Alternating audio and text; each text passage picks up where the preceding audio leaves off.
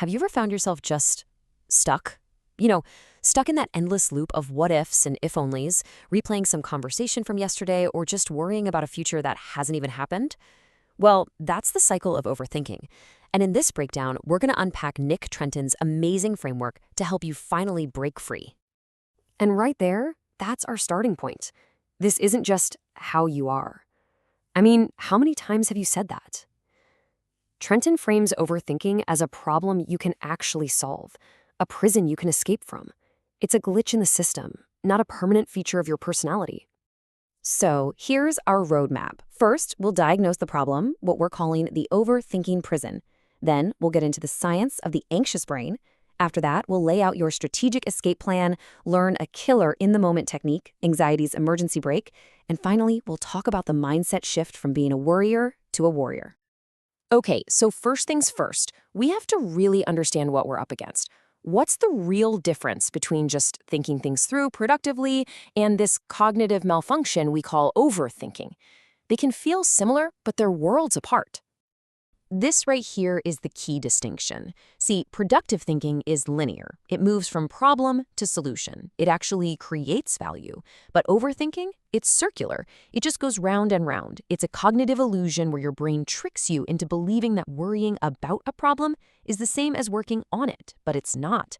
All it does is drain your peace of mind and leaves you with zero solutions. So why? Why does our brain get snagged in these loops? Well, if you want to break out of a prison, you first have to get your hands on the blueprints. We need to understand the neurobiology of anxiety that's keeping us locked up. Okay, so Trenton breaks down overthinking into three main flavors. First, there's rumination. That's when you're compulsively replaying the past, a past you can't change. Then there's worrying, where you're constantly imagining all the worst-case scenarios in the future. And finally, analysis paralysis, where you're just stuck in the present, terrified of making the wrong choice. See if you can spot your own pattern here, because knowing your style is the first step.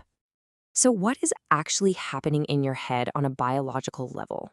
Well, at the heart of every one of these thought spirals is a very specific event in your brain. It's a real chemical process that explains exactly why you feel like you lose control. It's called the amygdala hijack. And this shows the internal tug-of-war perfectly. You've got your amygdala, your ancient primitive threat detector.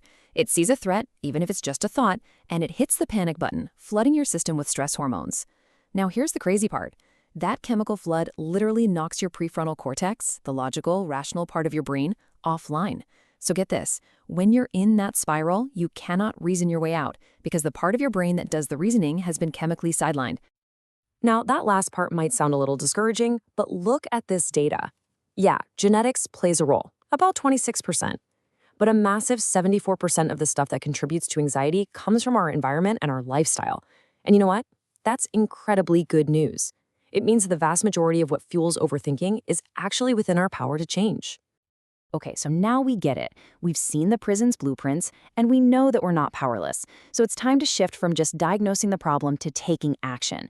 This section is all about the master keys that will unlock that door, starting with how you deal with the world outside your head.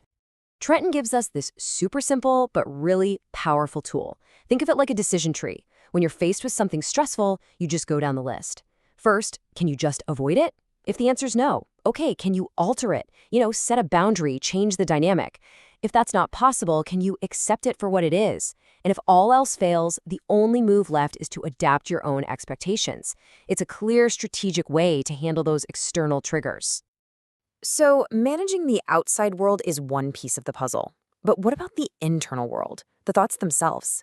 Well, to tackle those, we turn to what's pretty much the gold standard for anxiety, cognitive behavioral therapy, or CBT. And its core idea is simple, but it's a total revolution. Your thoughts create your feelings, not the other way around. The ABC model is how you actually do CBT. Let's make it real. Imagine you get an email from your boss that just says, "We need to talk." That's A, the antecedent, or the trigger. The panic you feel? That's C, the consequence. Now, most of us think the email caused the panic, but it didn't. What caused the panic was B, your belief, your interpretation that says, "Oh my God, I'm getting fired." If your belief was, "Yes, I'm getting that promotion," you'd feel excited. The power isn't changing B. When you change your belief, you change the consequence. So how do we change our beliefs? Well, first you have to spot the faulty logic you're using. These are like little mental viruses. Are you catastrophizing, where one small mistake means your whole life is ruined? Or are you using emotional reasoning? I feel like an idiot, so I must be an idiot. Just being able to name these distortions is the first step to taking away their power. Okay, so rewriting your thoughts is the long-term strategy. It's fantastic. But what do you do when you're in the middle of a full-blown panic spiral, like right now? For that, you need an emergency brake. Hey, remember that amygdala hijack? Your logic center is offline. So trying to think your way out of a spiral is like trying to put out a fire with gasoline. It just adds more fuel. The escape hatch isn't through more thinking, it's through your physical senses. This is Trenton's go-to emergency brake. It's so simple. You force your brain to focus, really focus on the outside world. Name 5 things you can see right now, 4 things you can physically touch, 3 things you can hear. By flooding your brain with all this sensory data, you literally push the anxious thoughts out of your working memory. And most importantly, it forces your prefrontal cortex to come back online to process it all. It's a biohack to stop the hijack in its tracks. So, we've got our long-term strategies and we have our emergency tools. The final piece of the puzzle is turning all of this into a new way of living. This isn't about a one-time fix. It's about building an anti-overthinking mindset through daily practice. And this slide basically sums up that daily practice. It's a conscious choice to reorient your focus.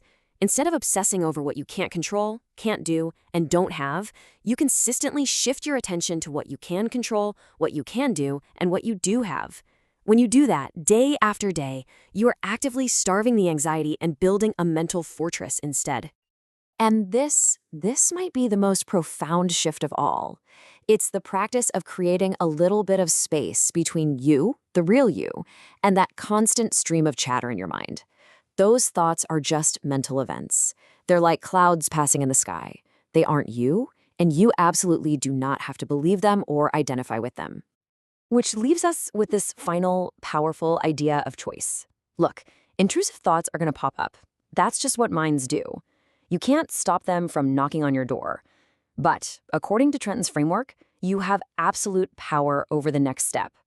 Do you open that door, invite that anxious thought inside, and serve it tea? Or do you just let it knock until it goes away? The choice is always yours.